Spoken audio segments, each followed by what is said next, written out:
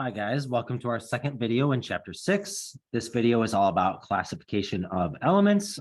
And our question for this unit we want to remember is, why does the periodic table look like this? So in the previous video, we outlined the basic structure of the periodic table. What is a family? What is a group? And why are certain elements in certain families and certain groups? So to begin, I would like to review a few concepts. First, we need to talk about valence electrons, and valence electrons being the outermost electrons in an atom. So I want to make sure I hit this very thoroughly, because if you are considering the real world and like, why do different things matter? Well, the outermost electrons are going to be those electrons that actually interact with the world around them.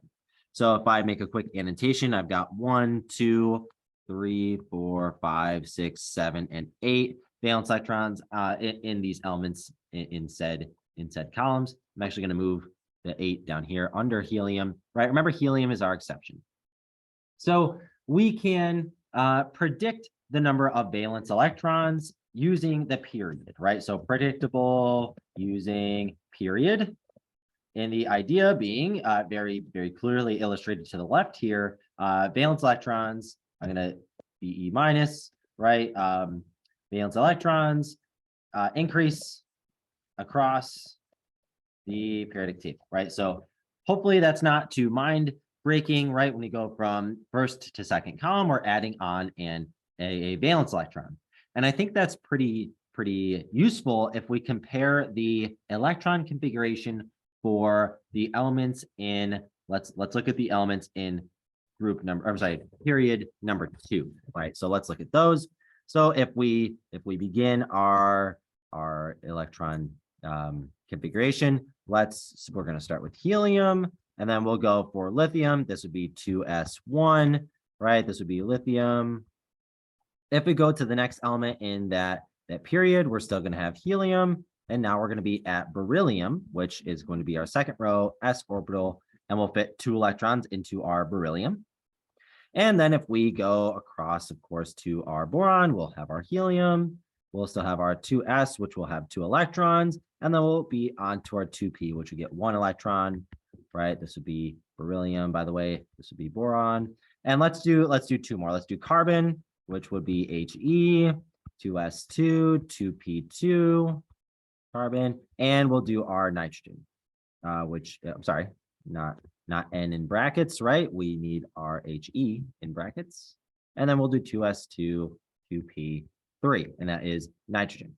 So the idea being, if we look closely, well, I've got 1 electron in my second energy level. So for lithium, I have 1 valence electron. I'm a Bohr model. The outside ring would just have 1 dot.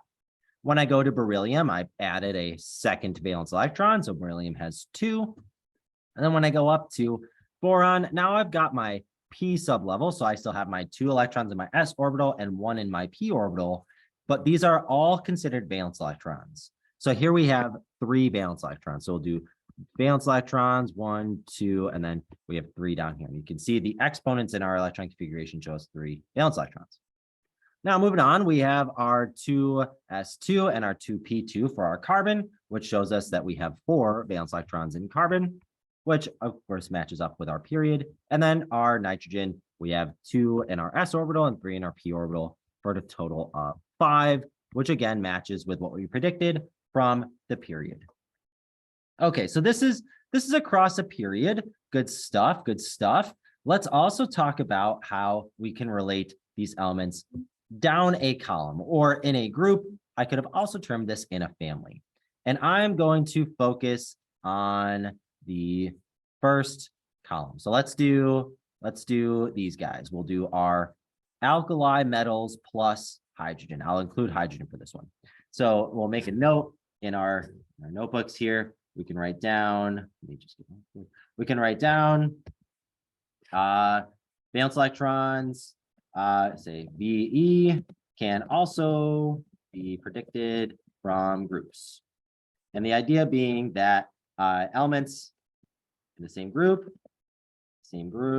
have the same valence electrons, which I've said a few times, but let's make put some stars by this in your notebook.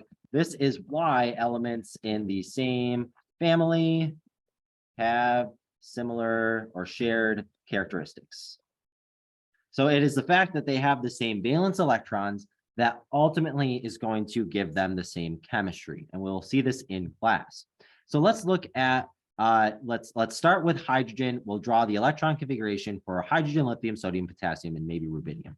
Okay, so for hydrogen, it's very easy. For hydrogen, our chemical symbol, H, is 1s1. Cool. One electron, it's in that first 1s orbital. Good stuff. Going on to lithium. For lithium, we are going to have our helium, right? We started the noble gas before it, so lithium goes back with helium. And then we have our 2s orbital, and we have one spot in our 2s orbital. Going on to sodium. Let me go down a little bit here. But going on to sodium, which is Na. Sodium is, well, if I look at sodium, I go back to my previous noble gas. I'm at neon, and then I'm in the 3s1 spot. So we'll do here neon, and then 3s1. Cool. And then going on to potassium, which is K. When I look at potassium, I go back to my previous noble gas, and I've got argon, and then I'm in the 4s1. Ar, and then 4s1. Last one we'll do is rubidium. I go back to my previous noble gas. I see that it is krypton. So we're doing rubidium, and my previous noble gas was krypton. And then I have 5s1. I'm in the fifth row, S block, and I've just got one more electron. So I hope you're starting to see it, but in all of these examples in my family, I have the same number of valence electrons. So all alkali metals have one electron. So, sorry, one valence electron, so one VE. So the idea is elements in the same group will have the same number of valence electrons. So instead of needing to memorize 118 different numbers of valence electrons, instead we just need to know 1, 2, skip a few, 3, 4, 5, 6, 7, 8, with helium being an exception. So that's an illustration of how we can predict valence electrons using our periodic table. Now, some important details to go with what we've talked before. Remember how we have our different sublevel blocks, like we had, for example, this being our S block over here. Let me do S block was here, and then we had our P block was over here, which I'll do in green, right? So our P block was right here. Whoops. Oh man, sorry guys, it's taking forever. But we got our P block over here, and then we have our D block as these guys here. So what we can say with this information is that elements that are in these different areas are said to be, for example, an element like lithium in the S block is said to be an S block element. An element like iron is said to be a D block element, and an element like sulfur is said to be a P block element. I just wanted to make sure that I emphasize that to make sure we are all aware that we can use the sublevels to define the type of element as well. Also, of course, we have our S, D, P, and don't forget we also have F block elements as well. All right, guys, that is all that I have for this video. Thank you guys for listening, and I'll see you in the next one.